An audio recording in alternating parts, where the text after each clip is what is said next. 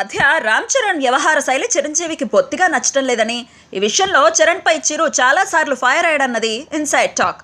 Bruce Lee విషయంలో రామ్ చరణ్ తీసుకున్న కొన్ని నిర్ణయాల పట్ల చిరు పూర్తిగా అసంతృప్తితో ఉన్నాడట. అంతేకాదు తని ఒరువన్ రీమేక్ రైట్స్ కొనడం కూడా చిరుకి నచ్చడం లేదట. ఈ రీమేక్ రైట్స్ కోసం చరణ్ సొంత డబ్బులు పెట్టుబడి పెట్టడంతో చిరు ఫీల్ అవుతున్నాడని తెలుస్తోంది. తని ఒరువన్ రీమేక్ రైట్స్ కోసం దాదాపుగా 5 కోట్లు చేతి నుంచి చదివించుకున్నాడట చరణ్. రీమేక్ కోసం అంత డబ్బులు ఎందుకు ఖర్చు చేయాలన్నది చిరు పాయింట్. అంతేకాదు రీమేక్ చేయాలి అని ఉంటే ఎవరో ఒక నిర్మాతను పట్టుకుని తన చేత కొనిపించచ్చుగా అంటున్నాడట. ఈ విషయంలో ఇప్పటికీ చిరు చరణ్ల మధ్య సీరియస్ గా చర్చ సాగుతూనే ఉంది.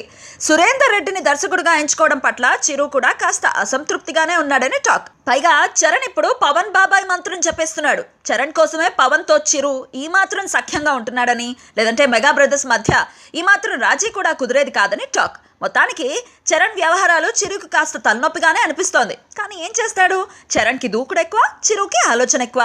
రెండిటికి పొంతన కుదరట్లేదు అంతే.